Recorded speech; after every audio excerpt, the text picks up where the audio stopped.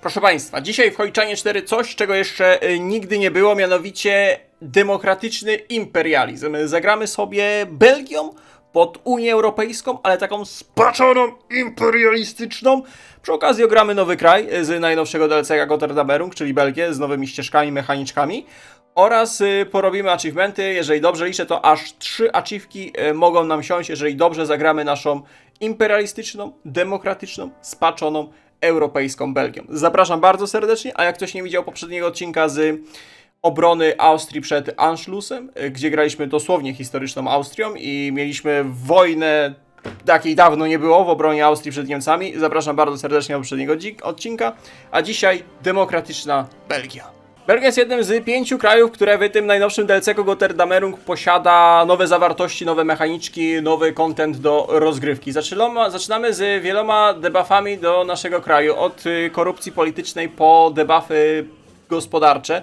Mamy jeden jednak buścik, na którym będzie się opierała nasza armia, mianowicie Belgią. Docelowo chyba będziemy grali pod dywizję specjalców. Zobaczymy, jak to nam w trakcie rozgrywki wyjdzie. Zrobimy spasione dywizje piechoty, które będą okraszone projektami specjalnymi. Jeden z achieveków wymaga, żebyśmy opracowali bodajże 10 projektów specjalnych, także jako Belgowie.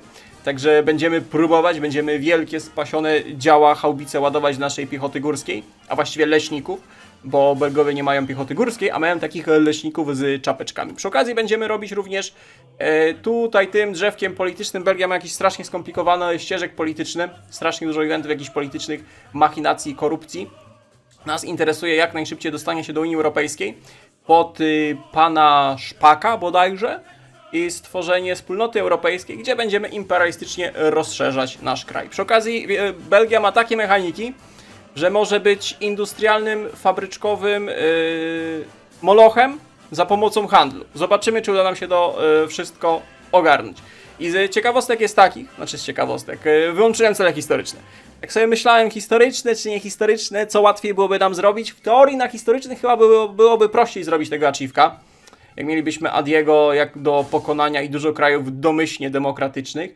Ale myślę, że jak pójdziemy na niehistoryczne, to może być zabawniej, może być większy Total Encrypt, no i więcej będzie nam psychiki siadało podczas grania w Hearts of Iron 4, a o to chodzi w grach Paradoksu. Nie dość, że mamy dywizje rowerowe na start, to jeszcze mamy te fikuśne nasze dywizje górskich leśników, które na start mają już lekkie niszczyciele czołgów załadowane w swoje templatki, także brzmi groźnie, a jakieś tutaj specjalne projekty załadujemy. Nie żebym był ekspertem, ale ten T-13B1, czyli ten lekki niszczyciel czołgu, który jest w naszych leśnikach, on strzela do tyłu, nie? On jedzie w tamtą stronę, a dział ma w tą skierowane. On chyba się nie obraca, on po prostu strzela do tyłu.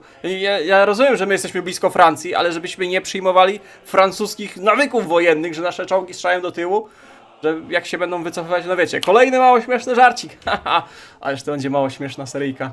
I ja bym zapomniał, przecież my jako Belgowie posiadamy klejnot w naszej koronie, czyli bongo kelgijskie. Serię bongiem kelgijskim jeszcze przed nami, ale mamy bongo kelgijskie. Mam nadzieję, że na nich historycznych bongo kelgijskie pozostanie lojalnym naszym papetem i będzie bardzo fajnie się rozwijać, żeby naszego europejskiego molocha karmić surowcami. My zrezygnowaliśmy ze swojego rządu. Jeden z pierwszych naszych celów to rezygnacja z rządu, żeby walczyć z korupcją, ale my będziemy przez kilka form rządowych, że tak powiem, przechodzić gabinetów różnych. Co ciekawe, w Niemczech odpaliła się wojna domowa. Jak wiecie, Niemcy teraz są głównym tematem tego DLC-ka. Sam jestem ciekaw, co pójdą, bo jak pójdą w jakiegoś imperialistycznego Kaisera albo tworzenie jakiejś dzikiej, spaczonej komuny niemieckiej, to może być groźnie. Jak pójdą w demokrację, to jesteśmy praktycznie ustawieni. Rząd podaje się do dymisji. Nasz rząd podał się do dymisji. Był bardzo nielubialny, korupcyjny i my musimy otworzyć rząd jedności narodowej. Zyskujemy demokrację i Belgia tworzy nam się cel i rząd jedności narodowej. Dobra, utworzymy rząd jedności narodowej, świetnie. Połowa drzewka politycznego skipnięta. Zaczniemy teraz dochodzenie w sprawie łapówek. Łapóweczki się kręcą. Wy możecie stawić łapę w górę i soczysty komentarz w formie łapóweczki, ale spokojnie nikt was z tego rozliczał nie będzie. Przecież stworzymy Unię Europejską, gdzie wszyscy będą szczęśliwi. Ciekawostka, tą Belgią można również pójść w komunę i ta komuna też się kończy Unią Europejską. Niestety my jednak robimy achievki, dlatego nie zrobimy belgijskiej czerwonej komuny, a zrobimy demokratyczną komunę. Może kiedyś na streamie sobie machniemy już totalne spaczenie komunistycznej Unii Europejskiej. Ciekawostka, nie wiem czy na to ktoś zwrócił uwagę, ale jak Niemcy mają wojnę domową, to tutaj mamy tego Adiego i ten Adi ma te swoje mechaniki, na przykład do armii, ale drzewka już mu nie dali. Mogli mu chociaż zostawić to swojego klasyczne drzewko nowe pod Adiego, gdzie tam tych swoich doradców wewnętrzny krąg robi, a tak to ten biedny Adi ze stokowym drzewkiem podczas wojny domowej biega. No nie fajnie, bardzo nie fajnie, panie Paradyżu. I to, że wojna domowa niemiecka też jest niezmieniona, smuteczek, wielki smuteczek, ale jak to napisał jeden z deweloperów Paradyżu, gracze są znudzeni wojnami domowymi i chcą jak najszybciej farmić cywilki, dlatego ta wojna domowa jest jaka jest. No niestety. Niemcy kończą swoją wojnę domową, muszą jeszcze stłumić powstanie na Śląsku. Ciekawe, że teraz powstanie na Śląsku się odpala. Węgry wybrały Otto von Habsburga, więc mamy Habsburga na węgierskim tronie. Zobaczymy, jak Bot sobie poradzi. A w naszym rządzie ujawniono, że nasz przywódca Paul von Zeeland przyjmował hojne datki do swojej prywatnej sakwy. Dostajemy ducha narodowego upadający rząd i dzięki temu będziemy mogli przeprowadzić królewską interwencję. Nasz pierwszy rząd upada, król osobiście zainterweniował, żeby pozbyć się skorumpowanego przywódcy kraju. Teraz mianujemy Leona de Grela, który ma lekko faszystowskie poglądy, ale on też będzie tylko przystankiem do naszej właściwej, demokratycznej partii. Także stawiamy, przywróci prawo i porządek. Przywrócił prawo i porządek i od razu lecimy w kryzys konstytucyjny, aby się pozbyć fikuśna flaga. W ogóle ten Leon de Grel to jest kolaborant niemiecki, nie? Dobrze kojarzę, on może być przywódcą Reichskomisariatu chyba, jak Niemcy zajmą Belgię. Dlatego my go nie chcemy, lecimy w kryzys konstytucyjny, aby Partia Demokratyczna przejęła z powrotem władzę.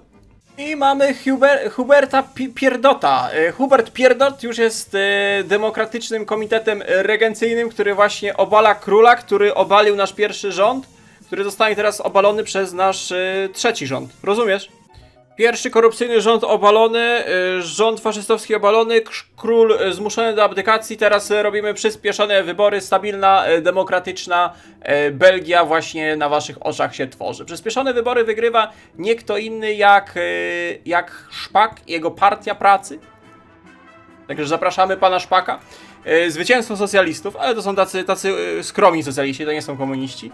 I mamy Szpaka, który będzie naszym dosłownie europejskim tyranem. On będzie spaczeniem, demokracją i uranem, dosłownie uranem, zapamiętajcie moje słowa, będziemy trząść całą Europą. I mówili, pilnuj Hiszpanii, bo wykipi, a to jeszcze Portugalia się zdetonowała. Pilnuj Hiszpanii, bo wykipi, a my właśnie próbujemy Hiszpanię wciągnąć do naszego zaczątku Unii Europejskiej. Jeżeli przyjmą te wszystkie kraje zaproszenie, no to lecimy na hiszpańską wojnę domową, żeby seria nie przymulała hiszpańska wojna domowa. Skończyliśmy robić cel narodowy, zobaczymy, czy kraje zaproszone dołączą od razu do naszej przyszłej wielkiej Unii Europejskiej. Luksemburg dołącza, świetnie, no Luksemburg akurat to ta mała popierdóła, ale spoko. Holandia odrzuciła nasze zaproszenie do Unii Europejskiej, naprawdę szkoda, mam nadzieję, że potem będzie jakaś okazja, żeby ich namówić, namówić, dobre określenie do dołączenia do naszej Unii Europejskiej. Komuna hiszpańska dołącza, także lecimy na hiszpańską wojnę domową zaraz, żeby seria nie przymulała. I Francja niestety odrzuciła. No to jest problem, ale czy armia francuska na pewno wytłumaczy naszemu belgijskiemu tyranu, on jest tytanem dyplomacji. Mi bardziej będzie ten Szpak wyglądał na tyrana dyplomacji, ja wam mówię. I on jeszcze komunistów nam boostuje. Bandyta jeden, no dobra. Mam nadzieję, że będziemy mogli wspomóc. Weź udział w wojnie, super, polecimy sobie, potrenujemy nasze dywizje. Tymczasem zabieramy się za robienie kolejnego celu narodowego, Wspólnota Europejska, która da nam dostęp do decyzji odnośnie rozwoju Unii Europejskiej. I teraz zacznie się prawdziwa ekspansja. Rozpocznij, 70 dni niestety musimy czekać. A Hiszpania zaprasza nas do hiszpańskiej wojny domowej, tak żeby seria nie przymulała i żeby uratować Hiszpanię przed upadkiem. Także wysyłamy nasz korpus bezpośrednio, wspomożemy Hiszpanów w tej wojnie. Trzymaj się tą Hiszpanią, trzymaj się, bo to dosłownie kolonie na wybrzeżu tej Hiszpanii zostały. Belgijska armia Unii Europejskiej przybyła nas z pomocą na rowerach. Czemu ty nie zajmujesz tych pustych prowincji? Zaprowadzimy tu europejski ład i porządek. O tak, wielka wojna naszych czasów. Jeszcze czemu radzieckie dywizje walczą przeciwko komunistycznej Hiszpanii? Czy ktoś mnie wytłumaczy? Bo to jest ta... A my zaprosiliśmy komunistyczną Hiszpanię do nas, zamiast zaprosić tą demokratyczną? To niezła Unia Europejska. Co tu się dzieje? Dopiero teraz zauważyłem. Dobra, rowerami do Malagi. Trzeba się pozbyć tych kociołków, nasi górale się tym zajmą. Nasze dywizje górali mają te lekkie dywizje... lekkich czołgów przeciwpancernych, tych niszczycieli czołgów. Idealnie będą te radzieckie BT-7 się sprawdzać. Cyk, grudzień 3-7, Belgia robi pierwsze kociołki z pancernych dywizji radzieckich. No, czy można wyobrazić sobie lepszy początek serii, panie Iwanie Koniewie?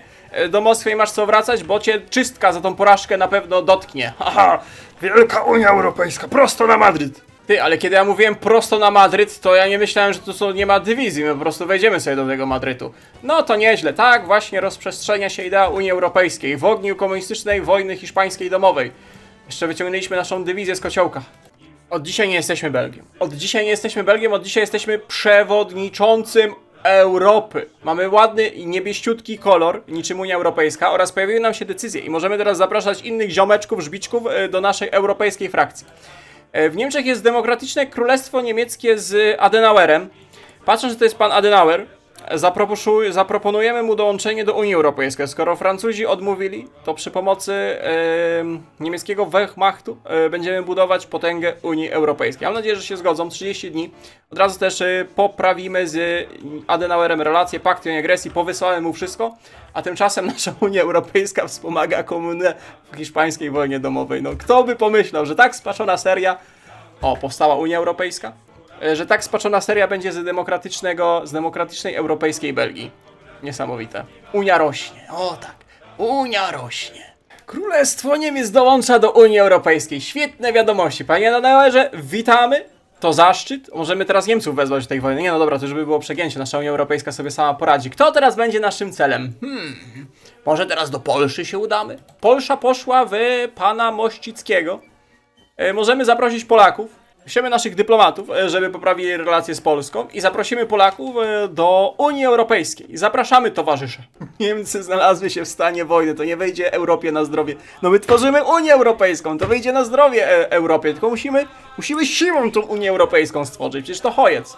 Często mnie pytacie, czy AI lepiej sobie radzi na tym najnowszym patchu DLC-ku. No, patrząc co my właśnie robimy, że sobie wchodzimy, w jednym miejscu się przebiliśmy i wchodzimy sobie na plecy Portugalii i ona dalej stoi sobie tutaj tymi dywizjami dookoła linii frontu i w ogóle nie zdaje sobie z tego sprawy, że my de facto ją odcinamy, idziemy na pustą ich stolicę.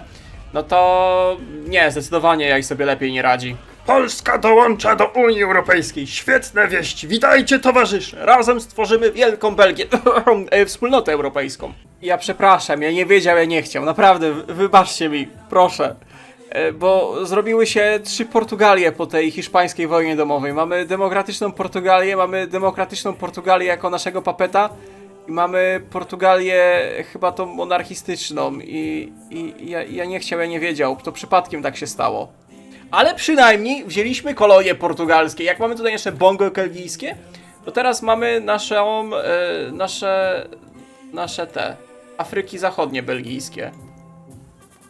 Tak na pocieszenie, za popsute granice z Belgią. Niestety gramy na Ironmanie, nie naprawię tego, także będziemy mieli 3 Portugalie w Unii Europejskiej prawdopodobnie. I my jako Portugalia z drzewka sobie, z celów narodowych, dostaliśmy dostęp do naszej pierwszej placówki, do ośrodka badawczego wojsk lądowych. Zwerbujemy sobie pierwszego naukowca.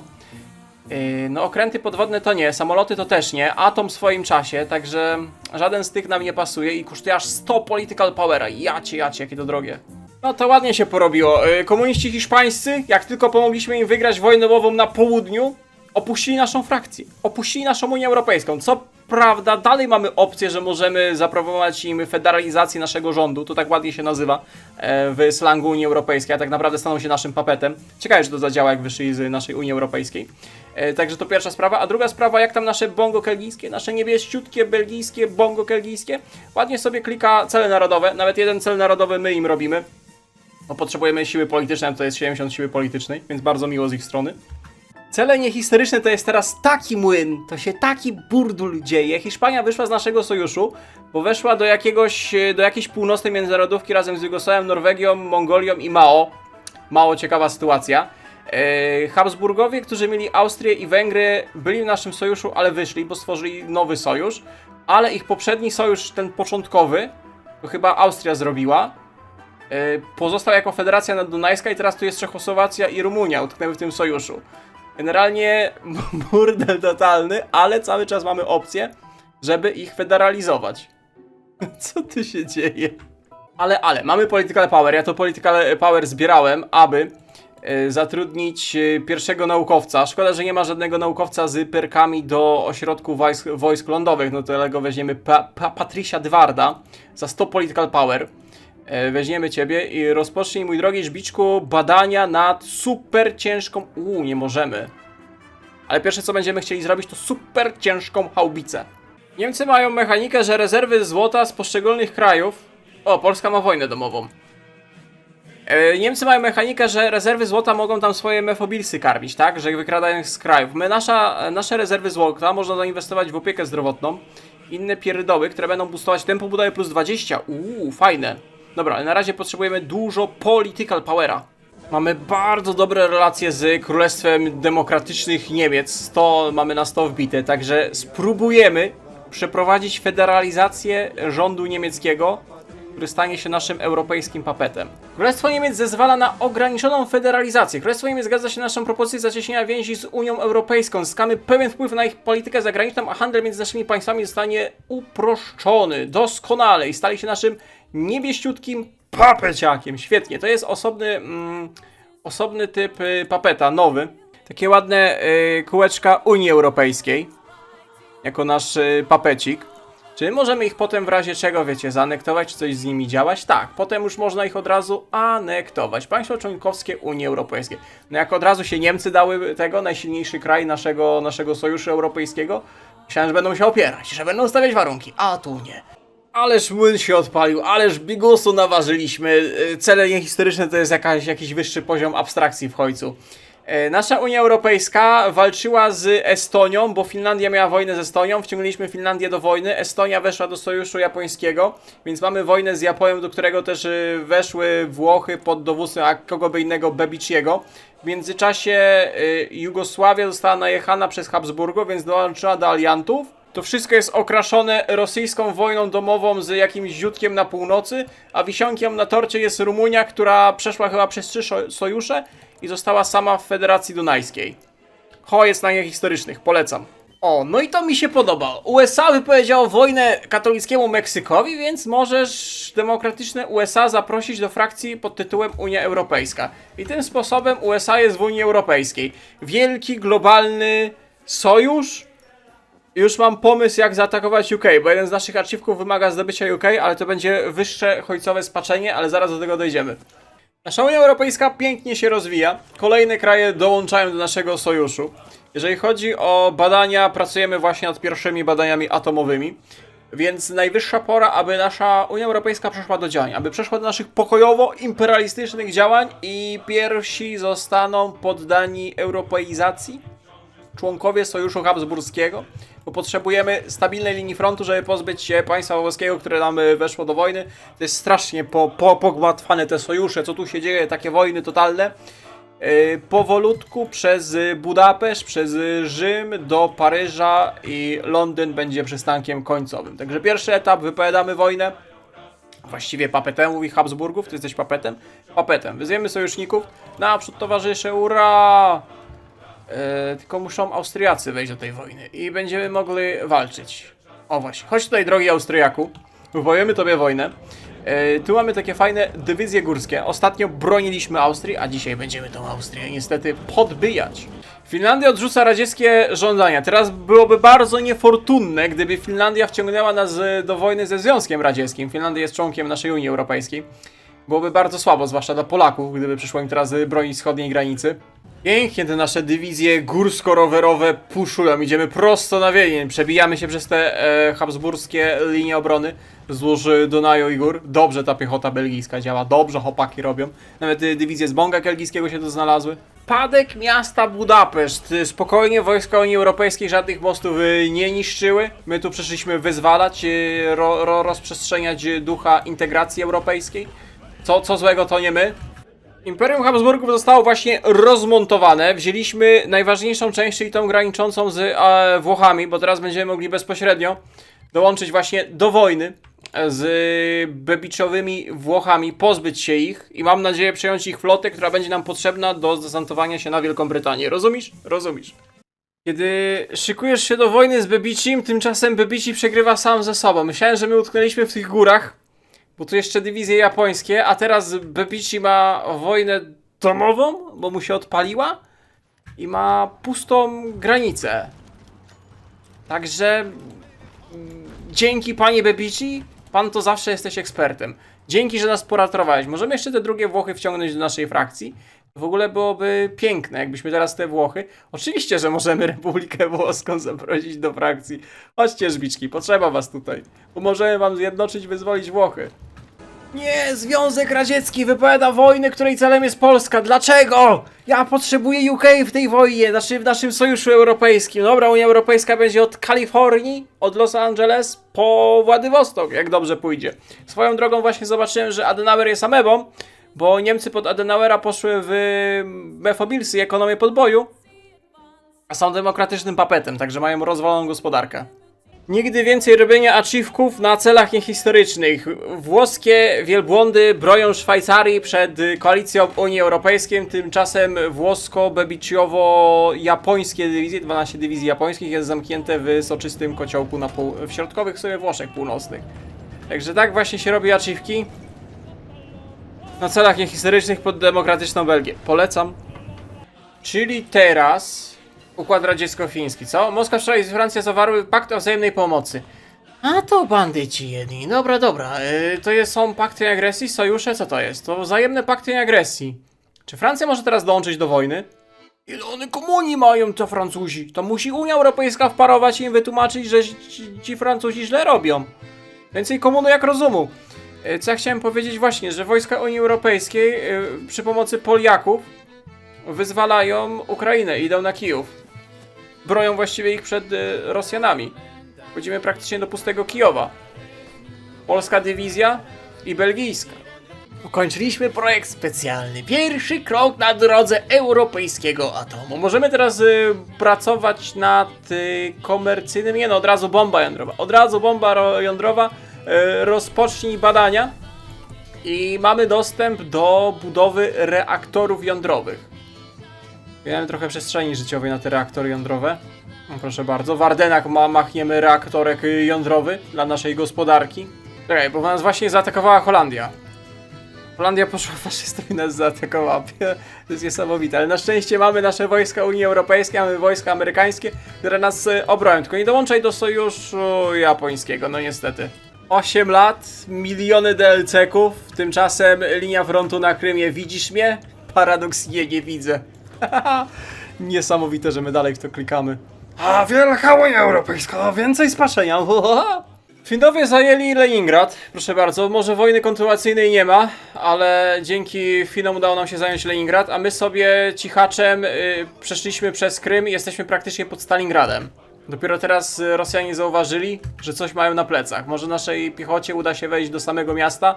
No, nie uda się, ale byłoby śmiesznie, jakby tam utknęli, trzeba byłoby ich wyciągać. Oho, chyba Polska mi skraszowała ojca. Co się wydarzyło? Nie no, piękna jest ta gra. Polska miała dołączyć, sfederalizować się, dołączyła i teraz linię frontu. To niezła Polska sabotująca wejście do Unii Europejskiej. No dobra, ale... No co to jest? To niezła mechanika. Mam nadzieję, że nasze wojska Unii Europejskiej szybko to naprawią.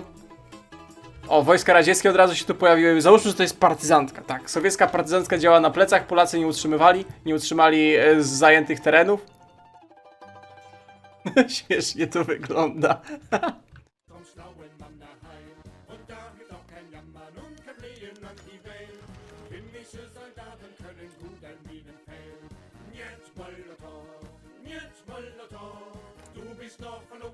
Ty, ta sama sytuacja. Włochy dołączyły, stały się federalną częścią naszej Unii Europejskiej i Bebici powrócił. Tu coś nie działa. Znaleźliśmy buga właśnie, odkryliśmy. Można dzwonić do Paradoksu. Halo, Paradoks! A twoja gierczyna nie działa. Ty, jeszcze więcej uranu. Coraz Bułgarii wytentegowuje uran u siebie, bo Bułgaria też zawsze miała jakieś boosty do uranu. I teraz nasze kongijsko-bongijskie urany to się wszystko kombi. Co ty gadasz? To ile my teraz uranu tego wydobywamy? Akademie belgijskie, szybkość budowy ośrodka, co ty gadasz? To jest Bułgaria uranowa i to jest bongo kelgijskie uranowe. Rany, ile my teraz będziemy tych teszków atomowych kręcić? Jak my za 200 dni mamy atomówkę. Elegancko. Ej, ta Unia Europejska to jest jak w Europce jest pod HRE robisz Vassal Swarma, tak samo Unia Europejska jest belgijskim Vassal Swarmem. No, aż wycofałem nasze dywizje, bo szkoda naszego zerowego manpowera do walki na stepach radzieckich.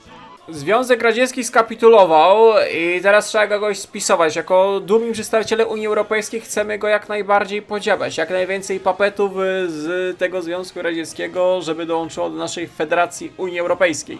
Powiem wam tak, robiłem co mogłem, ale my jesteśmy tylko szefem Unii Europejskiej. Te kraje same de facto walczyły i wywalczyły coś takiego. Najważniejsze, że mamy papeta w postaci Azerbejdżanu, który będzie posiadał dużo ropy. Niestety wykluło się coś takiego, dosłownie się to wykluło. Pytanie, czy można taką Ukrainę wrzucić do Unii Europejskiej?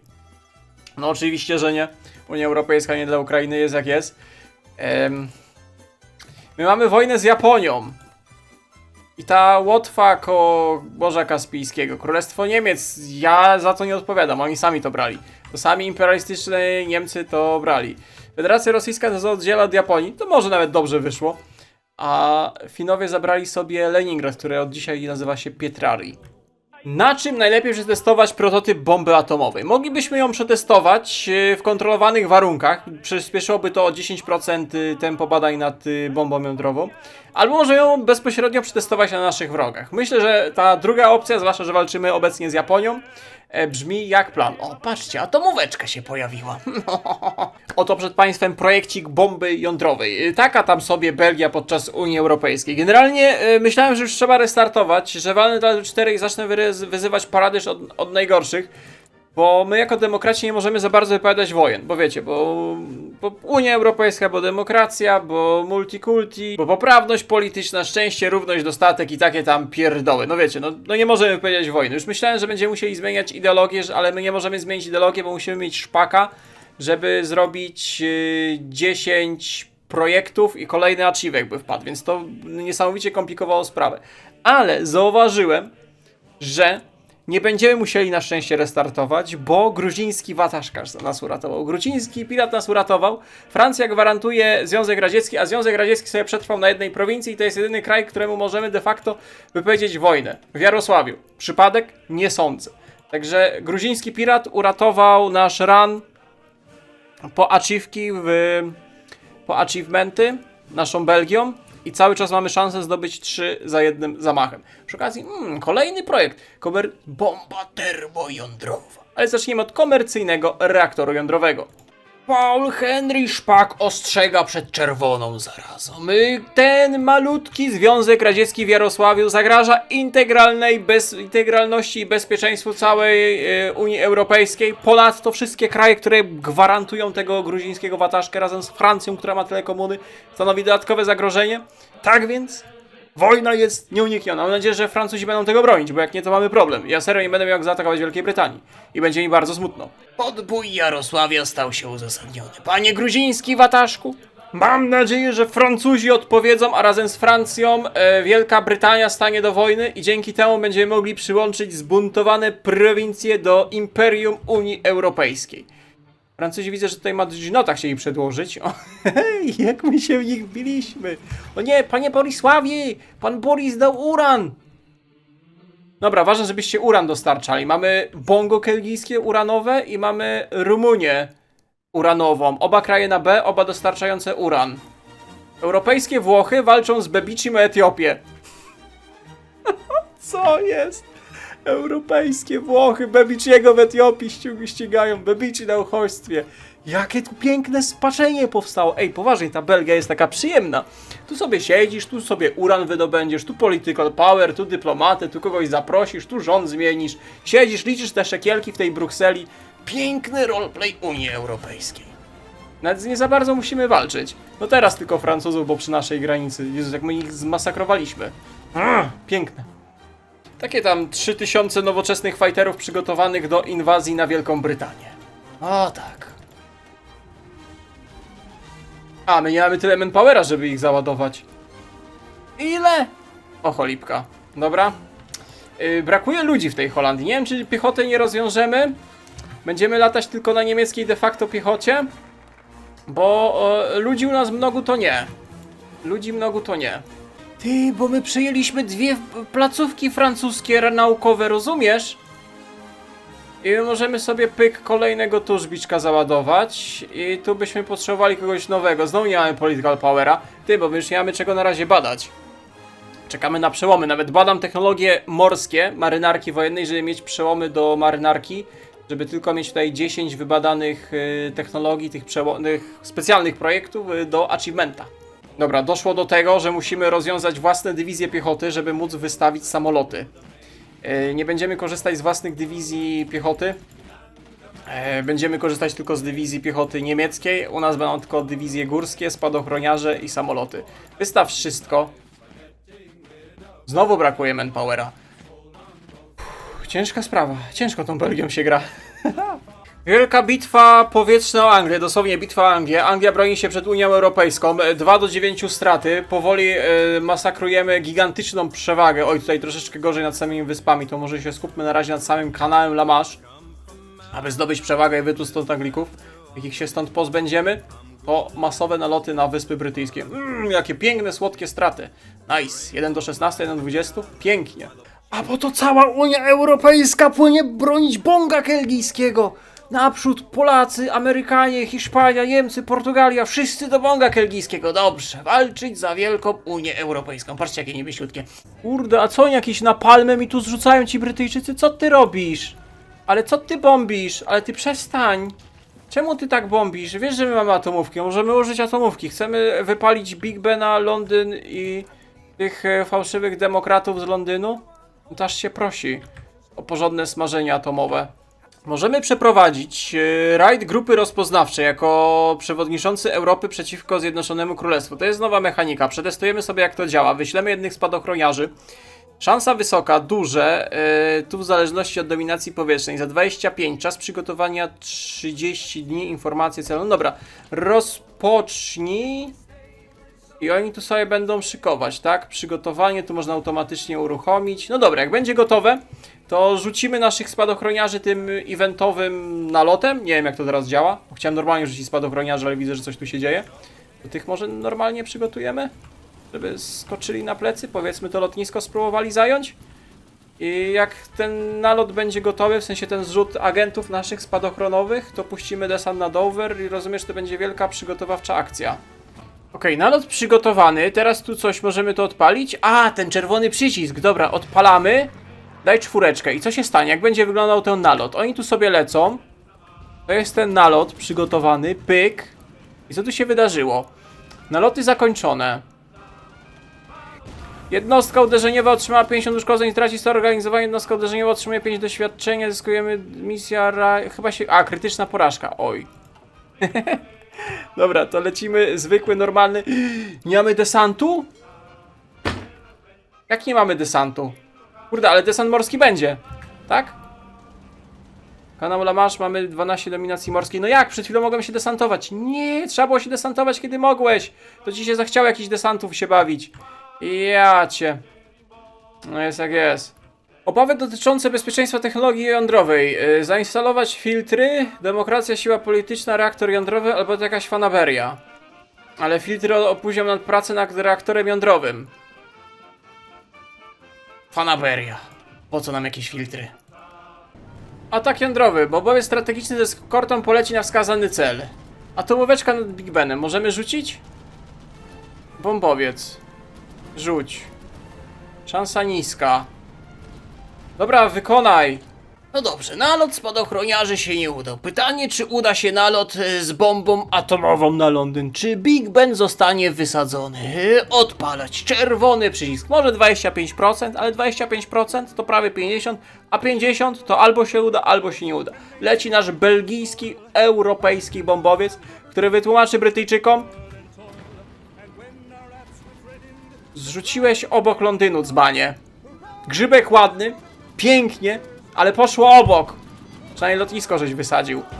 Częściowy sukces. Utracony samolot, jednostka uderzeniowa otrzymuje Wielki Londyn, cel ataku, opad radioaktywny 180 dni. Ty, opad radioaktywny z tego grzybka poleciał. Ale tu się przypaliło tego Londynu. A my mamy jeszcze jedną atomówkę. Szybkość armii, wydajność pozyskiwania surowców, obrona armii, szybkość obudowa fabryk na ile? Na pół roku. Opad radioaktywny. Nice. Fajny ten atak jądrowy i to fajnie tak tutaj się pali ten Londyn. Taka jest kara za niedołączanie do Unii Europejskiej. Piękny zapach atomu o poranku. Trudno zachować stoicyzm w obliczu fali uderzeniowej. Dzisiejsza data zostanie zapamiętana jako dzień, w którym wybuch bomby atomowej spustoszył Londyn. No i tam spustoszył, no. Przypomnieliśmy o roszczeniach Unii Europejskiej do Wysp Brytyjskich. A co my się tam będziemy? Zrzuć jeszcze jednego atoma. Zrzuć jeszcze jedną atomóweczkę. Przygotuj. 32%. Teraz mamy jeszcze większą szansę. O, 75%. Widzę, że dużą dominację w powietrzu zyskaliśmy, także czerwony przycisk atomowy, kliknięte. Wyślij, mam nadzieję, że teraz idealnie na port w Portsmouth. O, pięknie, idealnie w cel trafione. Dwie atomówki na kraj wyspiarski to za mało. Hehe, mało śmieszny żarcik. Ty no dąż do tej Unii Europejskiej. Naloty zakończone. No fajnie, na rok dostajesz debuffy. Tylko, że na początku wojny mogłem się desantować, ale zachciało mi się bawić tymi nalotami i teraz już nie mogę, bo Amerykanie popłynęli, a my floty nie posiadamy. Niesamowite. No nic, rozpoczynamy program Reaktor Plus, znany z pewnej Enzigowej serii. Reaktor w każdym domu.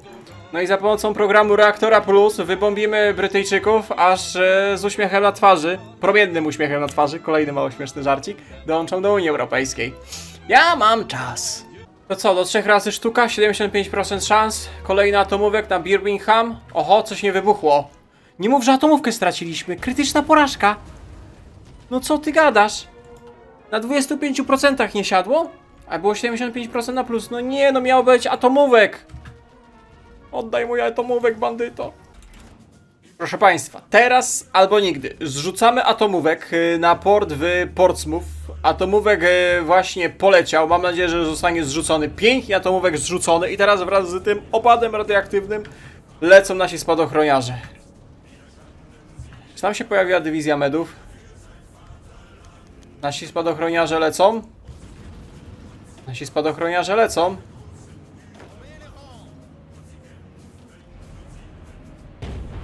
No fajnie, że atak termojądrowy się udał. Bardzo fajnie, że atak termojądrowy się udał. Grzybek aż po horyzont. Ale możecie skoczyć, drodzy panowie, z tym desantem? To jest ten moment. Dobra, nie wiem, jedna dywizja wylądowała obok. O, teraz te 15 dywizji skoczyło na ten atom wyatomionowo wypalony. O, Londyn. Niech ta wojna się już w końcu skończy. Wielka desant naszych europejskich spadochroniarzy. Teraz dywizję naszej piechoty i mamy koniec. I bomba termojądrowa tak dużo niszczy w tej prowincji. Tu jest ten intensywny opad radioaktywny.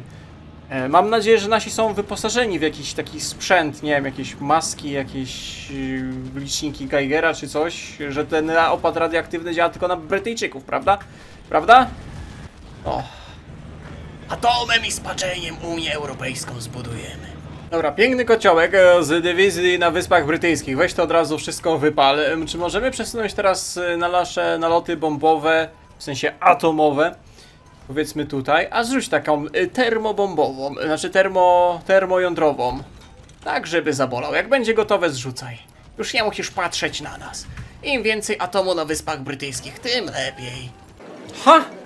Jeden desant spadochroniarzy! Masakra, ale tyle czasu próbowałem się desantować flotą. O rany.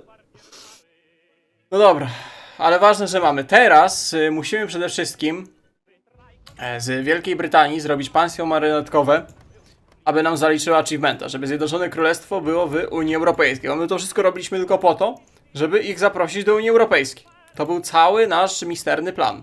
Pierwszy achievement, jaki mieliśmy zrobić, czyli Brenty, a właściwie ostatni, jaki zrobiliśmy, to sprawić, by Wielka Brytania weszła do Unii Europejskiej. Proszę bardzo, Wielka Brytania po jakichś, nie wiem, 10 nalotach atomowych i milionach stratach znalazła się w tej Unii Europejskiej, także proszę bardzo. W ogóle to Brenty jest tuż obok Brexit. Hehe, kolejny mało śmieszny żarcik. Drugi achievement, jaki mieliśmy zrobić, to jest szpak geniusz. Jako Belgia posiadająca tego szpaka, czyli tego miłego pana, musimy mieć 10 różnych specjalnych projektów. Specjalne projekty zrobione, Brytyjczycy o tym przekonali się dosłownie. No i trzeci achievek, który był w sumie najprostszy, to jako Belgia posiadać 50 fabryczek, co z nawiązką spokojnie zrobiliśmy. To jest tak, kwestia achievekowa zrobiona, kwestia napisu na mapie wygląda tak, to jest nasza Unia Europejska, no tak jak mówiłem od Los Angeles, no może nie po Władywostok, bo tutaj mamy strefę japońską, ale taki wschód kontra zachód japoński. Alianci stali się Iranem. Wielka, piękna Unia Europejska pod przewodnictwem naszego szpaka i belgijskiego rzezimieszka. Powiem tak, Belgia strasznie mocna. Strasznie mocny kraj, przyjemny do grania, to trzeba przyznać. Przyjemnie się tym grało, bo grało się inaczej. Desant do Wyspy Brytyjskie to było jakaś nieśmieszna abominacja, bo mimo posiadania floty włoskiej, amerykańskiej, Niemcy mieli flotę, Szwecja jakąś tam flotę posiadała, to boty kompletnie nie ogarniają floty. Niepotrzebnie tyle czasu się męczyłem, żeby tam próbować się zdesantować.